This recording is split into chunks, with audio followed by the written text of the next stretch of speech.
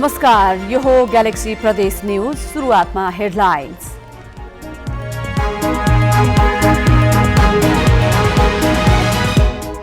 पोखरा महानगरले महेन्द्र पुलमा बनाएको सटरमा व्यापारीको मनोमानी, 2 करोड 28 लाख भाडा उठ्न बाँकी, सम्झौता पत्र हराउँदा महानगर लाचार।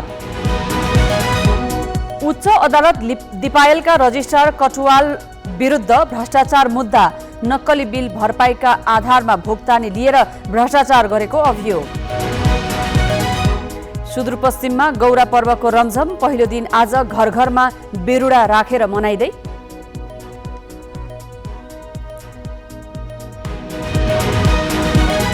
र खेलकुद प्रतियोगिता अनुगमनका नाममा इलामको देउमाईमा सरकारी बजेटको दुरुपयोग, नगर प्रमुखका श्रीमती सहित कर्मचारीलाई भत्ता वितरण, खेलाडी भने उपेक्षामा।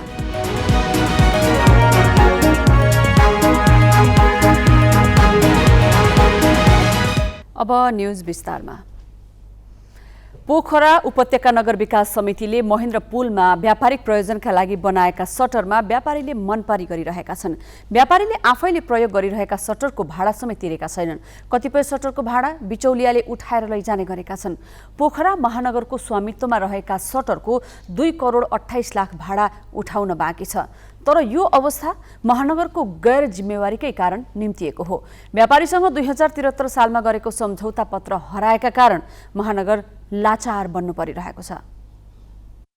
पोखरा महानगरपालिका र व्यापारी बीच 2073 सालमा सम्झौता भएर 5 वर्षका लागि सटर भाडामा दिइयो। प्रति सटर 7,000 देखि 60,000 सम्म मासिक भाडा बुझाउने गरी 32 सटर महानगरपालिकाले व्यापारीलाई भाडामा दियो। कोरोना कालमा सहुलियत स्वरूप 1 वर्षको भाडा छुट गरी सम्झौता अवधि 1 वर्ष थपियो पनि।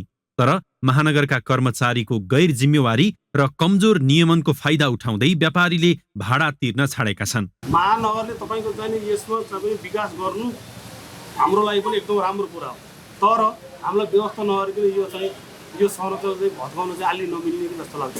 सम्झौता गर्दै त हामीले जसरी तिर्थ्यौँ नि, तर यहाँ के भन्दाखेरि उहाँ हामी अफिसमा जाने बेलामा भाडा तिर्ने बेलामा हामीलाई एउटा हिसाब किताब पनि नदेखाइदिनु। अहिले पनि हामीले हिसाब किताब माग्दाखेरि सबै हाम्रो मौखिकको हिसाबले उहाँको हिसाबले भने तिमीहरूको बिल ल्याऊ बोल घटाइदिन्छु भन्छ। अब बिल अब कहिले रङसँग रङ गर्नु पर्यो भने बिल कता जान्छ। अब उहाँ त्यस्तो त्यो लापरवाही पनि छ। यसमा सबैभन्दा ठुलो कमजोरी पोखरा महानगरपालिकाकै छ। महानगरपालिकालाई आफ्नो सम्पत्ति कसलाई र कसरी प्रयोग गर्न दिइएको छ भन्ने जानकारीसम्म छैन। सम्झौता अनुसार भोगचलन भएको छ कि छैन भन्नेमा समेत महानगर बेखबर छ। महानगरले 2 करोड 28 लाख 45 हजार भाडा पाउन बाँकी रहेको अनुमानित हिसाब निकालेको छ। सबैभन्दा बढी भाडा नतिर्नेमा व्यापारीहरू सन्दीप कुमार अग्रहरी र विजय गुप्ता छन्। उनीहरूले 38 लाख तिर्न बाँकी छ। केही सटरबाट बिचौलियाले भाडा उठाउने र लैजाने गरेको महानगरपालिकाको अनुमान छ। सम्झौता पत्र हराएका कारण महानगरपालिका यति लाचार स्थितिमा पुगेको हो। सम्झौता पत्र हराउने महानगरका पूर्व राजस्व अधिकृत छविलाल शर्मालाई अहिले कृषि शाखामा सरुवा गरिएको छ। तर त्यो क्षणिक समाधान मात्र हो। अब भने महानगरपालिका 35 दिने सूचना निकालेर भाडा उठाउने प्रयत्नमा देखिन्छ। सबै सटरहरू एउटाले लिने, त्यसपछि त्यसले फेरि फरक भाडा लगाउने गरेको पनि देखियो। त्यसो गर्न खासै अब कानुन सम्मत होइन। तर त्यहाँको हकमा अहिले जो बसिरहनु भएको छ उहाँहरू पनि पहिचान, अब उहाँहरू त पहिचान हुने नै भयो। जसको नाममा सम्झौता भएको छ त्यो पनि पहिचान भइसकेको स्थिति भएको हुनाले अब पक्वता उठ्नमा त्यति समस्या छैन। अब हामीले त्यसरी बिचौलिया मार्फत जाने कुराहरूलाई चाहिँ कडाइका साथ रोक्छौँ। महेन्द्र पुलका 32 सटरबाट 90 लाख 93 हजार भाडा उठ्ने गरी महानगरले 2076 मा सम्झौता गरेको थियो। तर अहिले केही व्यापारीले मात्रै तिर्दा 15 देखि 17 लाख जति उठ्ने गरेको छ। 2073 सालमा सम्झौता भएको र कोरोनाको 1 वर्ष सहुलियत अवधि समेत थप्दा बढीमा 2079 भरमा पुरानो सम्झौता खारेज गरी नयाँ सम्झौता गरे मात्र महानगरपालिकालाई भाडा उठाउन सहज हुने देखिन्छ। ग्यालेक्सी फोकेका लागि क्यामेरामा महेश ढुङ्गानाका साथ पोखराबाट उत्तम पौडेलको रिपोर्ट।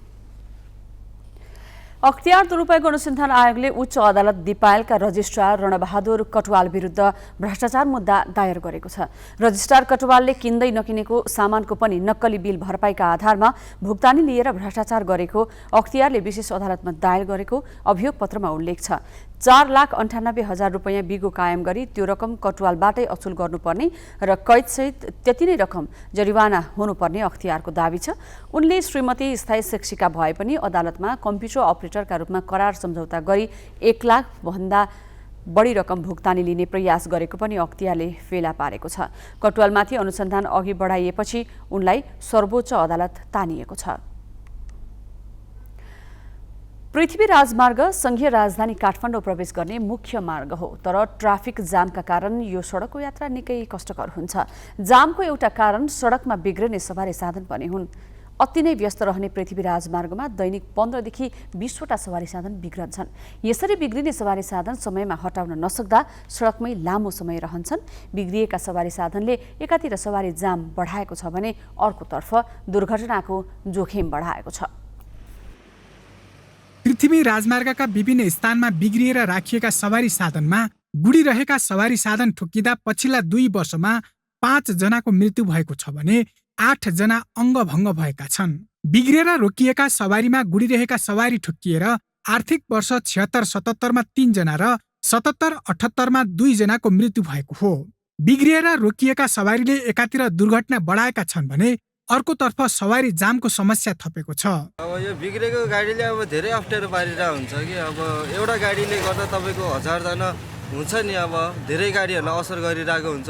त्यही माथि सर अब हाम्रो बाटो हेर्नुहोस् यस्तै छ, पोखरा के अरे राजमार्गको बाटो अरे यस्तो छैन, जताततै बिग्रेको एकदम भत्किएको बाटो पनि राम्रो छैन एक त। त्यही माथि गाडी यति लामो लामो गाडी इन्डियन गाडीहरू हुन्छ धेरै, त्यो गाडीहरूले गर्दा जाम हुन्छ। बिग्रेको गाडीहरू बाटा बिग्रिएर हुन्छ होइन, समस्या आउँछ, त्यसमा समस्या बिरामीहरू छटपटाएर हुन्छ।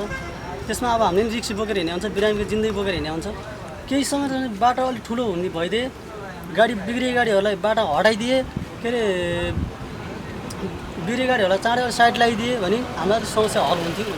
सवारी साधन राम्रोसँग मर्मत नगरी गुडाउँदा सडकमै बिग्रने गरेका छन्। त्यस्तै सडकको खराब अवस्थाका कारण पनि सवारी साधन छिटो बिग्रने गरेका हुन्। बिग्रिएका सवारी साधन हटाउने उपकरण राख्ने जिम्मेवार निकाय सडक विभाग हो।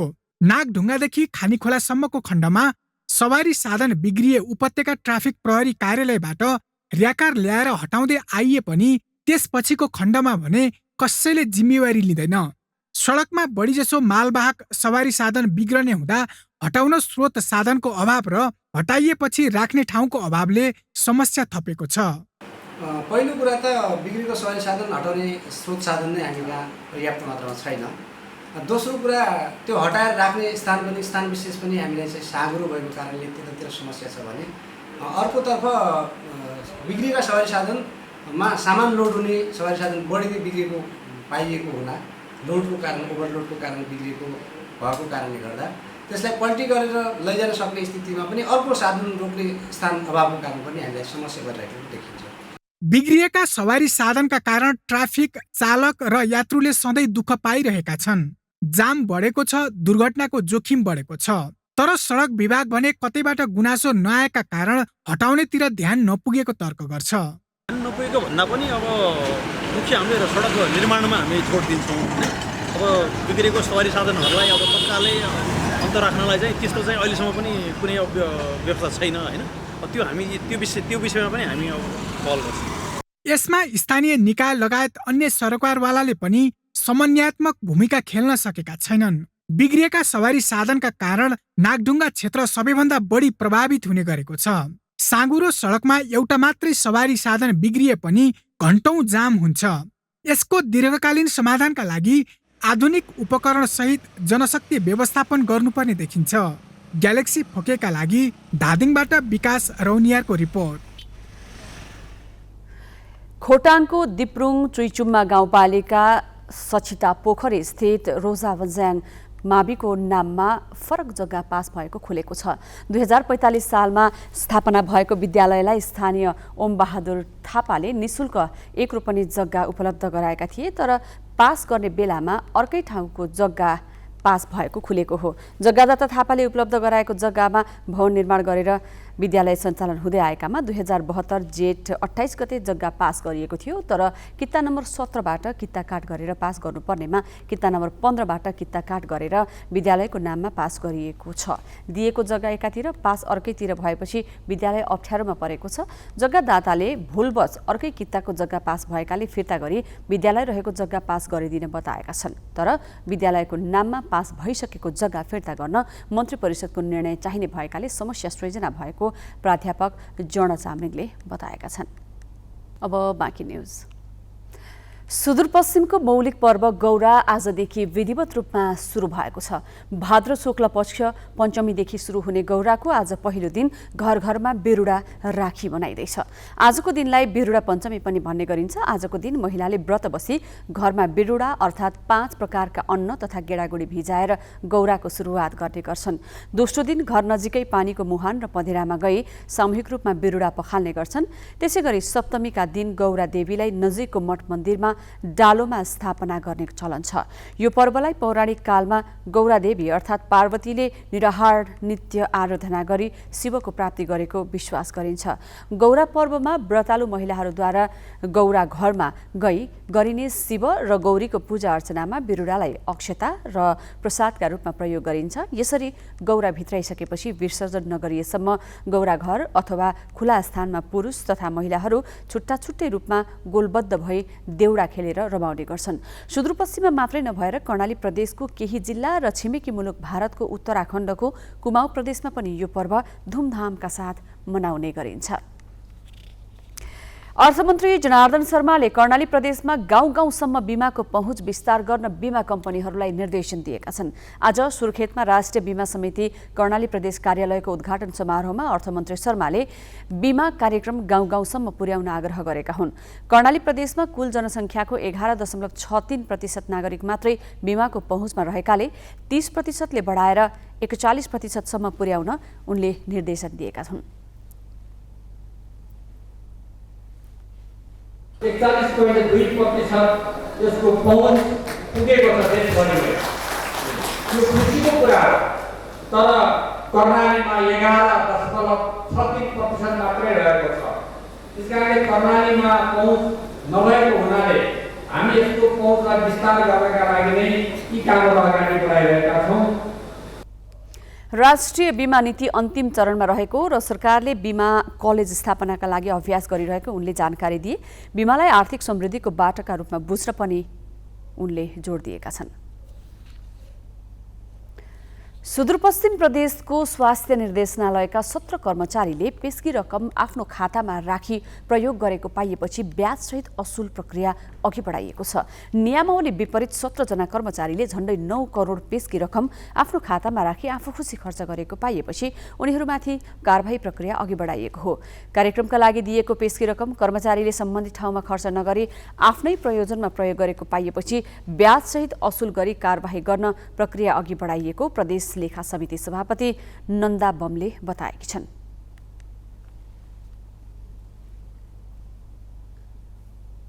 चाहिँ त 7-8 महिनासम्म आफ्नो निजी खातामा राखेर चाहिँ त पैसा होल्ड गरेको छ। यसरी नेपाल सरकारको पैसालाई लामो समयसम्म आफ्नो खातामा राख्न मिल्दैन। यसलाई हामीले अहिले चाहिँ 75-76 को प्रतिवेदन बनाइरहेका छौँ र हामी प्रतिवेदनमा चाहिँ त 10% उहाँहरूलाई चाहिँ त जुन उहाँले होल्ड गरेको बजेट छ, बजेटको 10% ब्याज असुल हुने गरी राज्य कोषमा फिर्ता हुने गरी चाहिँ हामी निर्णय गर्दैछौँ।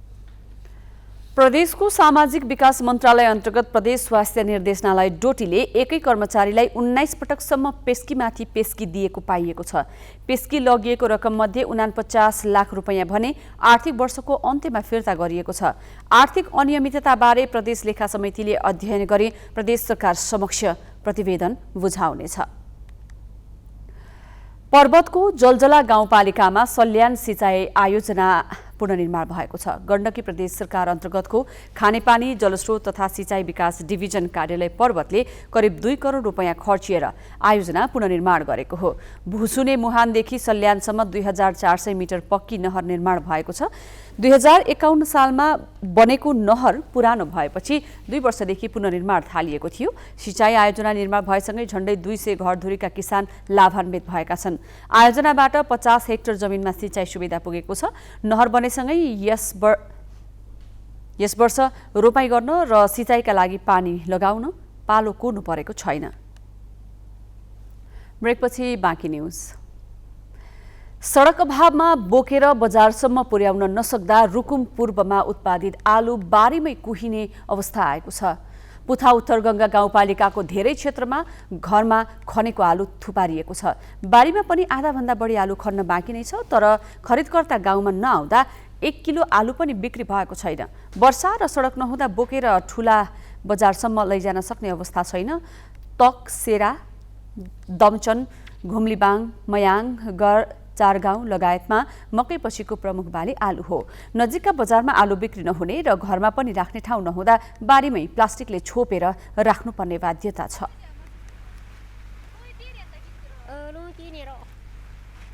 बर्खामा यो पानी बल्जीबलले गर्दाखेरि अब यो खोला तर्ने अब हाम्रो ठाउँमा त्यो पुलसुल पनि छैन, खोला पनि अब तर्दैन। खोला ठुलो भएर त्यो तार्ने ठाउँ पनि छैन। बुकेर खोलाको वारी पुराण पनि सकिन, त्यही भएर राख्ने ठाउँ नभएर यहीँ बारीमा थुपर्न भइएको छ। लुम्बिनी प्रदेशको एकमात्र हिमाली तथा अर्ग्यानिक जिल्ला घोषणा गरिएको रुकुम पूर्वमा सङ्कलन केन्द्र नहुँदा सिजन अनुसारका उत्पादन खेर जाने अवस्था छ। इलामको देउमाई नगरपालिकाले नेपाली फुटबलमा नवयुग श्रेष्ठलाई जन्मायो। उनै नवयुगबाट प्रभावित भएर देउमाईका धेरै युवा फुटबलप्रति आकर्षित भए। अभावका बीच फुटबलमा भविष्य खोजिरहेका स्थानीय खेलाडी भने नगरको व्यवस्थामा छन्। उनीहरूले विभिन्न प्रतियोगितामा सहभागिता जनाएको रकम समेत पाएका छैनन्। नगर प्रमुखले भने श्रीमतीसहित अन्य पदाधिकारीलाई खेलकुद अनुगमनका नाममा भत्ता दिलाएका छन्। देउमाई नगरपालिका प्रमुख सूर्य प्रसाद पोखरेल र उनकी श्रीमती लगायतका 12 जना नगरपालिकाका कर्मचारीले खेलकुद प्रतियोगिताको अनुगमन गरेको नाममा भत्ता लिए। खेलाडीले नगरको प्रतिनिधित्व गर्दै प्रतियोगितामा सहभागिता जनाएको भत्ता समेत नपाएका बेला नगर प्रमुख पोखरेल, उनकी श्रीमती भीमादेवी लुइटेल, प्रमुख प्रशासकीय अधिकृत प्रेम प्रसाद दाहाल, लेखा अधिकृत गजेन्द्र एकतेन लगायत शिक्षा शाखाका 12 जनाले विभिन्न खेल प्रतियोगिताको अनुगमन भत्ता लिएका छन्। तर नगरपालिकाले खेलाडीको भत्ता दिन भने व्यवस्था गरिरहेको छ। यहाँ आफै सेल्फ डिफेन्ड भएर काम गर्नुपर्छ। अनि अब हामीलाई पर्सनल रूपमा बरु अलिअलि हाम्रो एनआर दाइ हुनुहुन्छ, उहाँले सहयोग गर्नुहुन्छ। अनि अहिले नगरपालिकाले चाहिँ हामीलाई हाम्रो धेरैवटा गोल्ड कपहरू अथवा नगरपालिकाले गेम जहाँ हुन्छ त्यहाँ आयोजना भएको ठाउँमा हामीले सहभागी भएकोमा हाम्रो पारिश्रमिक भत्ताहरू पनि उपलब्ध भएको छैन। जिल्लामा सञ्चालित सन्दकपुर गोल्ड कप, पानीटार फुटबल प्रतियोगिता, सूर्योदय मेयर कप लगायतका खेलमा खेलाडीले नगरपालिकाबाट प्रतिनिधित्व गरेका थिए। तर नगरले प्रतियोगिता बापतको रकम नदिएपछि उनीहरू निराश छन्। तिनै खेलाडी स्थानीय व्यक्तिले गरेको सहयोगबाट फुटबल प्रशिक्षण लिइरहेका छन्। हामीलाई ट्रेनिङको लागि फुटबल पनि छैन, अनि प्लस हामीले माग गरेको हामीले प्रत्येक गेमको हामीले भत्ता पनि मागेको थिएनौँ। हामीले खासमा उहाँहरूले नै हामीलाई भत्ता दिने भनेर कुरा गर्नुहुन्छ भत्ता सम्बन्धी चाहिँ। अनि उहाँहरूले हामीले निवेदन पनि धेरैचोटि दिएको थियौँ। उहाँहरूले खोइ व्यवस्था गरेको हो कि के हो, त्यो चाहिँ उहाँहरूले नै अब जान्नुहुन्छ। अब हामीले धेरैचोटि त्यो पनि प्रस्ताव राख्यौँ। नगर प्रमुख सूर्य प्रसाद पोखरेल भने खेल अनुगमनको नाममा भत्ता लिएको विषयमा आफूलाई थाहा नभएको भन्दै पन्छिएका छन्। उनले खेलाडीलाई नगरले कुनै पनि प्रकारको भत्ता दिन नसक्ने प्रतिक्रिया दिएका छन्। तर श्रीमती र कर्मचारीलाई राष्ट्रपति रनिङ सिल्ड लगायतका प्रतियोगिता सञ्चालनमा सक्रिय सहभागी भई अनुगमन गरेको भन्दै 52,900 रुपियाँ भत्ता दिलाइएको छ। महालेखा परीक्षकको कार्यालयले सो रकम असुल गर्न नगरपालिकालाई निर्देशन दिएको छ। राष्ट्रपति रनिङ सिल्ड लगायतका कार्यक्रममा गरेको खर्चको विवरणमा आएको बेरोजु हो यो। विशेष गरेर नगर प्रमुख, नगर उपप्रमुख, प्रमुख प्रशासकीय अधिकृत, लेखा अधिकृत लगायत शिक्षा शाखाका कार्यरत सम्पूर्ण साथीहरूले गरेको अनुगमन भत्ता चाहिँ औचित्यता पुष्टि नभएको भनेर अडिटरहरूद्वारा चाहिँ यो बेरोजु उल्लेख भएको छ। यही नगरपालिकाका नवयुग श्रेष्ठ नेपाली फुटबलको राष्ट्रिय टिममा छन्। नवयुगबाटै प्रभावित भएर धेरै युवा खेल क्षेत्रमा भविष्य खोजिरहेका छन्। तर खेल क्षेत्रको सुधारका लागि योजना नै नबनाएको नगरपालिकाले खेलकुदका लागि छुट्याएको रकममा भने रजाइ गरिरहेको छ। खेलाडी भने खेलको भत्ता समेत नपाएर निराशा व्यक्त गरिरहेका छन्। ग्यालेक्सी फोकेका लागि इलामबाट गोपाल निरौलाको रिपोर्ट। हामी ग्यालेक्सी प्रदेश न्यूजको अन्त्यमा छौं। जाँदा जाँदै हेडलाइन्स।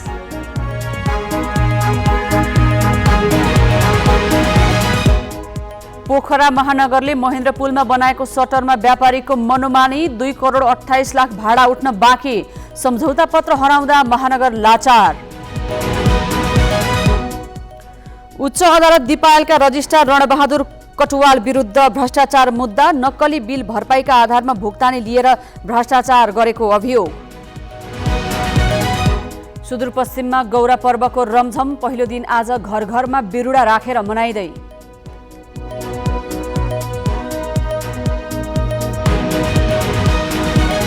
र खेलकुद प्रतियोगिता अनुगमनका नाममा इलामको देउमाईमा सरकारी बजेटको दुरुपयोग। नगर प्रमुखका श्रीमती सहित कर्मचारीलाई भत्ता वितरण। खेलाडी भने उपेक्षामा।